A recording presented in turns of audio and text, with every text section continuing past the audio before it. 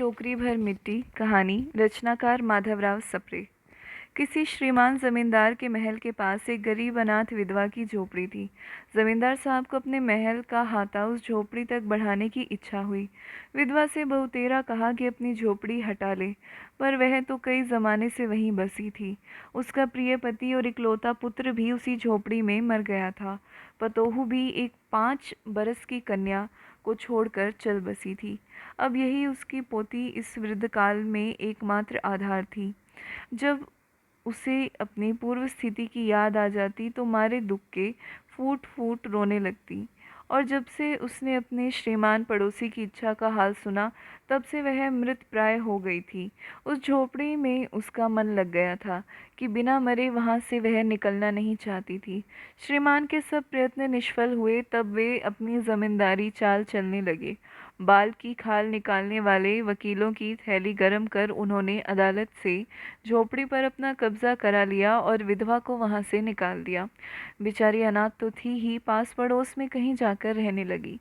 एक दिन श्रीमान उस झोपड़ी के आसपास टहल रहे थे और लोगों को काम बतला रहे थे कि वह विधवा हाथ में एक टोकरी लेकर वहां पहुंची।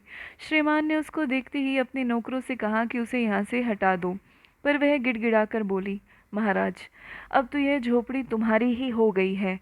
मैं उसे लेने नहीं आई हूँ। महाराज क्षमा करे तो एक विनती है।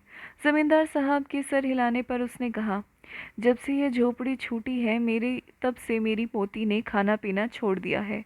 मैंने बहुत कुछ समझाया पर वह एक नहीं मानती। यही कहा करती है कि अपने घर चल, वहीं रोटी खाऊंगी। तब मैंने यह सोचा कि इस झोपड़ी में से एक टोकरी भर मिट्टी लेकर उसी का चूल्हा बनाकर रोटी पकाऊंगी। इससे भरोसा है कि वह रोटी खाने लगेगी। महाराज, कृपा करके आज्ञा दीजिए तो इस टोकरी में मिट्टी ले आऊं। श्रीमान ने आज्ञा दे दी।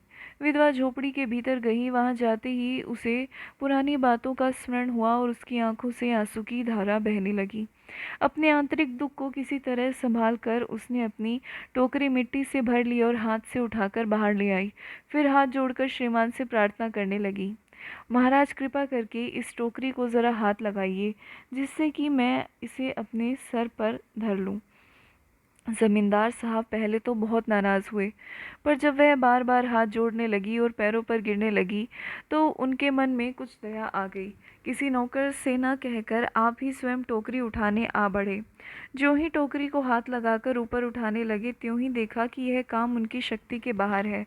फिर तो उन्होंने अपनी सब ताकत लगाकर टोकरी को उठाना चाहा, पर जिस स्थान पर टोकरी रखी थी वहाँ से वह एक हाथ भी न ऊंची हुई। वह लज्जित होकर कहने लगे, नहीं, यह टोकरी हमसे न उठाई जाएगी।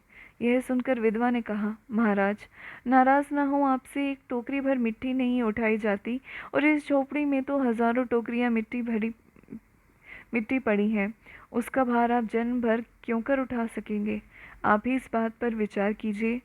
जमींदार साहब धन मद से गर्वित हो अपना कर्तव्य भूल गए थे, पर विधवा के उपयुक्त वचन सुनते ही उनकी आंखें खुल गई।